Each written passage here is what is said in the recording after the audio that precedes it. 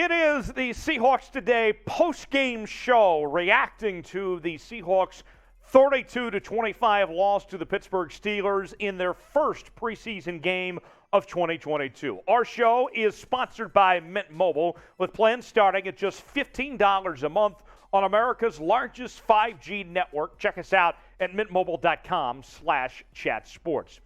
The Seahawks handed a loss. The offense played really well, but the defense left a lot to be desired.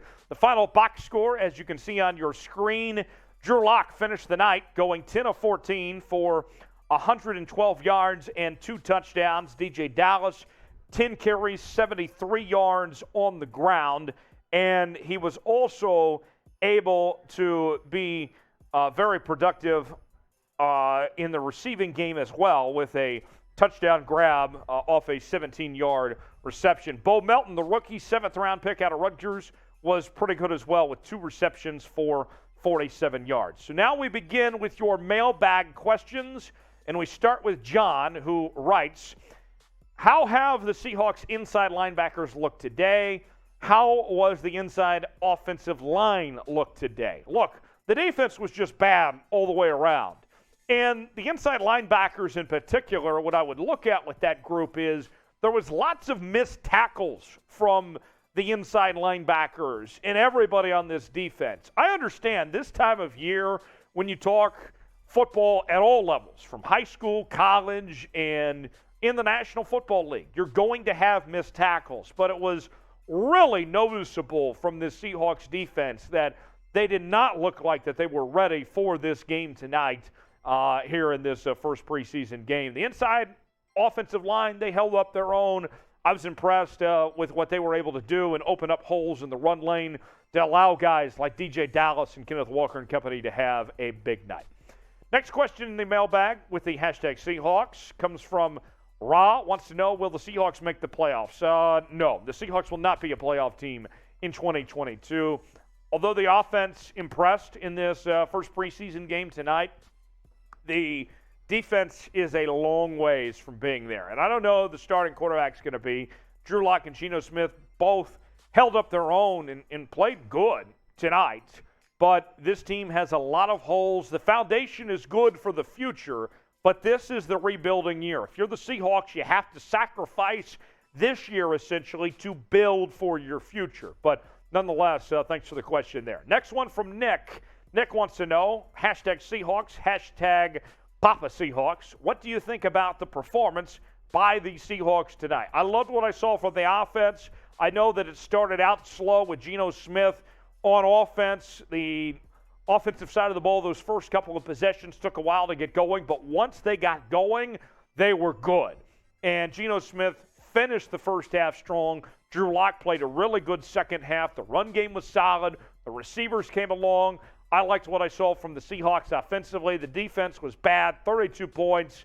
It was not good. And they left a lot of receivers open. It didn't matter who the Steelers played at quarterback. They all played good. From Mason Rudolph to Kenny Pickett to Mitch Trubisky, all of them gave the Seahawks defense issues. So for me, loved what I saw from the offense. The defense was pitiful, to say the least. So fill in the blank. Our pin comment today, the Seahawks MVP against the Steelers was, let me know. For me, it's DeeJay Dallas, but I want to hear from you guys. Who was the Seahawks MVP against the Steelers in their first preseason game tonight?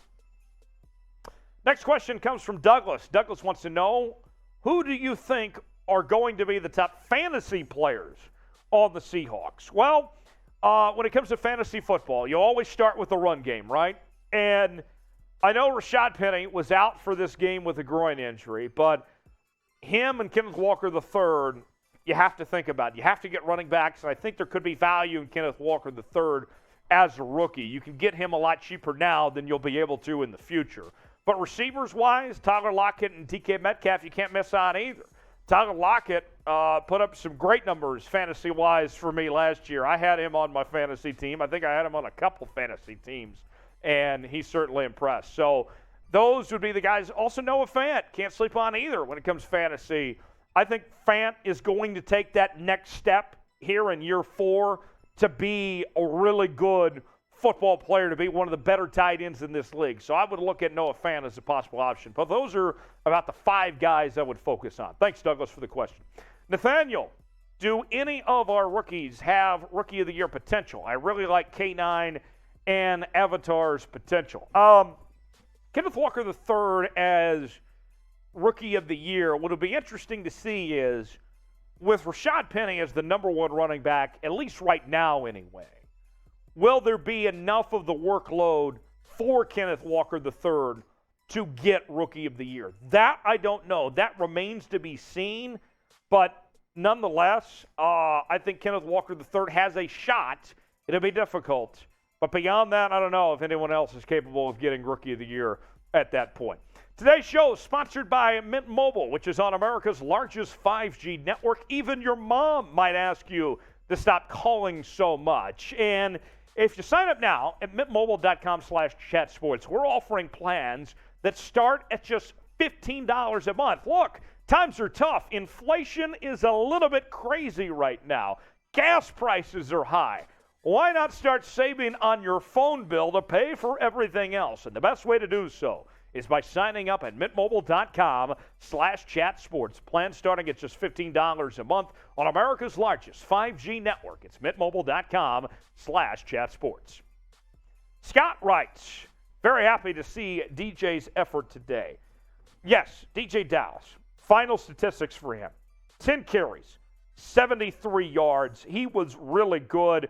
Also with that touchdown grab off the 17-yard reception. DeeJay Dallas, I think, could turn into a solid 3rd down back for the Seahawks. Look, we know that Rashaad Penny and Kenneth Walker III are going to be their number 1 and their number 2 backs. But DeeJay Dallas, if he could be that number 3 guy and slide in as a 3rd down back of sorts, you'll take that. And with Rashaad Penny's injury history, including right now, to know that DeeJay Dallas is there and to see what he was capable of tonight, I think you have to be excited for him of what he brings to the Seahawks in their future. He certainly caught my eye and was a top performer for Seattle tonight. Very intrigued to see what he does going forward. Michael writes with a $10 super chat. Yo, Poppy Jones. Poppy's my grandpa, but hey, I'll take that. What Seahawks jersey should I buy? I own a Russ, and you could probably tell why I need a new one. Imagine that. My friend has a DK, so I want someone else. Who do you think, Walker or Diggs, maybe? Very good question of who you should buy for a Seahawks jersey going forward. I think DK would be the obvious choice now that he's got the contract extension.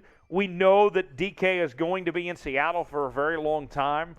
But if you're not wanting to have the same jersey as your friend, if you're investing in your future and want to find like the next star player for the Seahawks, Kenneth Walker III would be my guy. Now, everyone knows if you're a bigger fellow, you can't be wearing like single-digit uniforms. You know, if you're a Husky dude, you got to have, and I don't know what you are, you got to have an offensive line or defensive line number. Charles Cross, I think, is going to be good for a very long time. So I would go young. If you're, you know, an average built guy, whatever, maybe go with Kenneth Walker. If you're kind of a husky, you know, fellow, whatever, maybe go with the likes of Charles Cross there. Also, Jordyn Brooks wouldn't be a bad idea either. Jordyn Brooks, I think, has a bright future in this league as well. Next one comes from DJP Beast Mode, #Seahawks. And everyone would like to know how many missed tackles there were by the Seahawks. It was a lot. I lost track how many missed tackles they were. It was not good. I mean, like, look, when you play in the National Football League, you should know how to tackle, right? And I get this time of year, you have to relearn technique and go through those things. But that was bad. That was really bad, the effort by some of these guys, how lackadaisical it was with the tackling effort. It was embarrassing of how many missed tackles there were. I don't know how many they were, but it was unacceptable. So with that, how would you grade the Seahawks' performance tonight? I think it's for me, it's a C, because we saw the offense did what it was asked and then some. And it was limited mistakes. You had that Drew Lock fumble at the end, but, I mean, again, it's a preseason game. It's not the end of the world that you lost. But The defense was so bad and gave up so much that it's one thing where, okay, the offense did good, but the defense was so bad, I can't give it any more or any less than a C. It wasn't a B performance. It wasn't a D performance. But I'd give it a C. Subscribe to the channel. We're doing watch parties, breaking news, live shows every Wednesday at 6 o'clock Eastern Time. Myself, producer Jeremy Chuggs, we're having a great time here on Seahawks Today. Subscribe to the channel so you never miss a moment of what's happening with your favorite team here on Seahawks Today. It's youtube.com/Seahawks TV. Subscribe for free. Seattle Seahawks videos each and every day on the channel. youtube.com/Seahawks TV. Ivans, he wants to know, who do you think should start at running back 1, Kenneth or Penny? Here's the deal. In all honesty, it doesn't matter who starts. I think both these guys are going to split the load 50-50. And it might come down to just who's healthy, really. I mean, you might have times where, like what we saw tonight, where there's a groin issue with on the Seahawks running game, where we don't see Rashaad Penny, where he has a groin issue, he's out, and then Kenneth Walker has to step up, or Kenneth Walker might be out and Rashaad Penny has to step up. Might just come down to best next man up, who's available. I don't think it's the end of the world who is running back number 1. I think you'll split the load 50-50. You'll keep them both fresh that way. In today's NFL, you have to have multiple running backs. So for me, I would guess Penny's going to be your first running back, but I don't think it really matters. I probably like Kenneth Walker a little bit more, and I like what I saw from him tonight, but at the end of the day, it's not the end of the world either way, personally. Next question, Dat Fat Rat, who had a good time at the Quinceañera, wants to know, Tariq Woolen at nickel corner. Well, Woolen and Coby Bryant, for as much as we've talked about the way that these guys have stood out in training camp, they did not play good in this first preseason game. Kind of a wake-up call for both guys at the cornerback position. Now, Justin Coleman didn't play good either, and we saw a lot of missed tackles, blown coverage. I think both these guys have a lot of talent and a lot of potential, but tonight was, I think, a wake-up call. These guys have a long way to go to get to where they need to be as far as starting cornerbacks in the National Football League, but they'll get there, just a matter of time. But Tariq Woolen still, it's a work in progress. I think it was a reality check for both these guys tonight with their performance, how much they struggled. I am on Twitter at Tyler Jones Live, talking about your Seattle Seahawks and going around the rest of the National Football League as well, each and every day on Twitter at Tyler Jones Live. Follow me there. Would love to hear from you guys. And we're having a great time on social media. The show, just because it ends here, doesn't mean it ends on Twitter. Give me a follow at Tyler Jones Live, and love to hear from you there. And Instagram, Facebook as well at Tyler Jones Live. Easiest way to find me to communicate after the show. James wants to know, hashtag Seahawks, tis is a Stan Hawk game. Crappy start, do something right at halftime, then we try to win at the very end. LOL. If no one was calling players' names, we'd all swear Russ was there. Yeah, I mean, it's unfortunate. We've kind of seen these type of games in the past, but, I think with a younger team, you call this what it is. It's growing pains. It's a work in progress. To me, I think that there are a lot more positives to take away from tonight than negatives, personally. Even with the loss, you saw a lot of progress from this offense. The defense has a ways to go. But at the end of the day, I don't think this is the end of the world, this performance from Seattle tonight. I think you can move forward from here with some positive momentum, even with the loss. Next question.